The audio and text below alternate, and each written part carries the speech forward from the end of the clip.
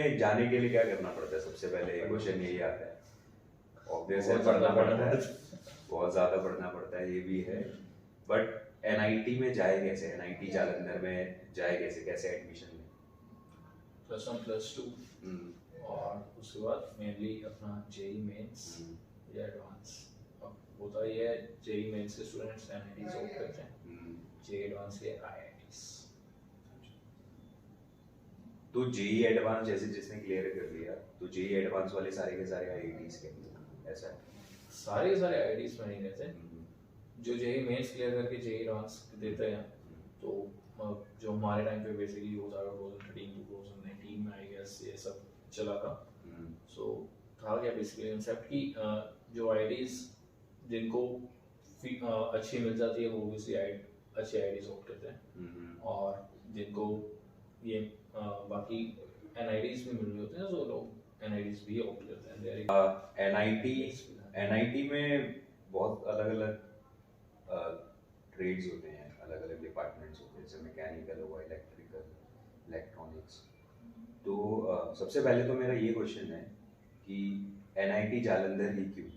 क्योंकि और कॉलेजेस के भी ऑप्शंस रहते हैं। जैसे अगर मान के चलो मैं अपने आप को लेके चल रहा हूँ, मैंने जेई मेंस का एग्जाम दे दिया, जेई मेंस में मेरी रैंक आ गई अच्छी, तो मेरे रैंक के हिसाब से मैं 5-6 कॉलेजेस में फिट करता हूँ कि मैं यहाँ एनआईटी जालंधर भी जा सकता हूँ, एनआईटी हमीरपुर भी जा सकता हूँ, दूसरे एनआईटीज भी जा सकता हूँ, बिट्स पिलानी जा सकता हूँ, यहाँ जा सकता हूँ, बहुत सारे अलग अलग कॉलेजेस में जा सकता हूँ मेरी रैंक के हिसाब से।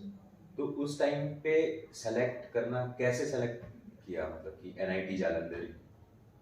उस टाइम पे 4 कॉलेजेस का ऑप्शन था, जिसमें मेरा रैंक क्राइटेरिया फॉलो कर रहा था। एनआईटी कुरुक्षेत्र, जालंधर, हमीरपुर, और बाकी बैक रैंक वाइज क्राइटेरिया के हिसाब से पीछे वाले कॉलेज जैसे 3-4 एनआईटीज और मिल रहे थे। अब एनआईटी जालंधर ही क्यों? क्योंकि इसमें एक तो it was near to home, तो मुझे वो फैक्टर बहुत लगता था कि पास इसका कुछ वो मिलता है क्या कि अगर तुम्हारे घर के बाद तुम्हारे स्टेट में हो तो तुम्हें कुछ कोटा मिलता हो या हाँ, कुछ एनआईटीज में सिर्फ एक एडिशनल बेनिफिट ये है, एक होम मतलब स्टेट कोटा रहता है हर एनआईटी का अपना, कि आप किसी भी हर स्टेट के अंदर ऑलमोस्ट एक एनआईटी है ही है, और ग्रोइंग सेक्टर के साथ साथ और भी एनआईटीज खुल चुकी हैं। तो 50% around I guess 40 to 50% around state quota रहता है। उसमें चांसेस इजी हो जाते हैं कि आपको बहुत अच्छी वो भी मिल सकती है, स्ट्रीम भी मिल सकती है, डिसिप्लिन मिल सकती है, डिपार्टमेंट मिल सकती है।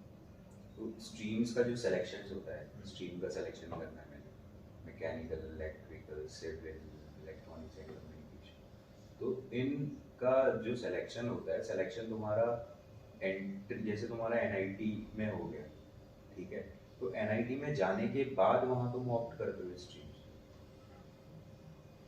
बेसिकली होता क्या है, जब हम जैसे ही सारे कॉलेज के फॉर्म्स आउट होते हैं तो हम अपना अपना एक डिसिप्लिन करेक्ट कॉलेज के साथ में अपने में जो जो डिसिप्लिन होते हैं वो भी चूज कर लेते हैं साथ ही साथ में, और बेस्ड ऑन द रैंक और शॉर्टलिस्टिंग ऑफ द स्टूडेंट्स वो हमें वैसे वैसे कॉलेजेस मिलते रहते हैं। और अब होता ये है कि जैसे कि बेस्ट डिसिप्लिन्स अच्छे स्टूडेंट्स नहीं ऑप्ट किए होंगे तो आपका रैंक पीछे पीछे उस सबसे पीछे जाता रहेगा, तो आपको पीछे वाला डिसिप्लिन के चांसेस मिलने ज़्यादा रहते हैं। जैसे इन द केस में आपको कंप्यूटर साइंस मिलना बहुत मुश्किल रहेगा, चाहे आपका स्टेट कोटा हो, अनटिल एंड अनलेस आपका रैंक बहुत अच्छा है, और पीछे वाला डिसिप्लिन मिलने के चांसेस ज़्यादा फेयर रहते हैं क्योंकि उनमें स्टूडेंट्स भी कम होते हैं और कॉम्पिटिशन कम होता है ब्रांचेस के लिए। तो ये भी होता है क्या कि मतलब चलो यार कुछ नहीं मिल रही है, एनआईटी जालंधर का नाम तो है तो कुछ भी ले लेता हूँ मैं, ऐसे बहुत होता है, बहुत लोग करते हैं, बहुत लोग करते हैं कि उनका इंटरेस्ट नहीं भी है तो लोग ऐसी ऐसी चीजें ले लेते हैं जिनके बारे में उन्होंने कभी पढ़ा ना। कुछ ऐसी चीजें होती है वो कुछ इंटरेस्ट ना हो तब भी वो ले रहे हैं उसे, कोई सिविल में चले जा रहे हैं, ठीक है सिविल तो अच्छा वो है, मगर ठीक है उनको कुछ पसंद नहीं है तब भी वो जबरदस्ती ले रहे हैं क्योंकि कॉलेज के नाम की वजह से। एग्जैक्टली ऐसा हमेशा ही होता है।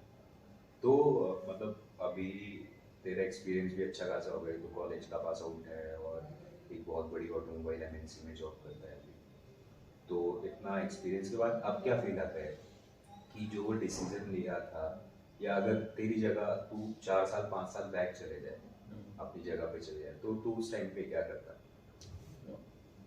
if you would change something या फिर अपने लर्न कर सकते हैं, हम्म, so always upgrade yourself.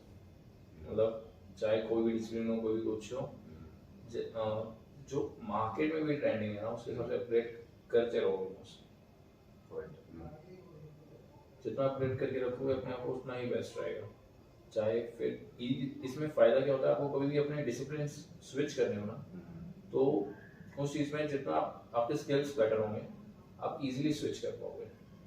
और जितना आपको डाइवर्सिफाइड नॉलेज होगा ना फील्ड्स का, चाहे वो 4 trades and group fund is always better than वो has master of is the master of all the trades.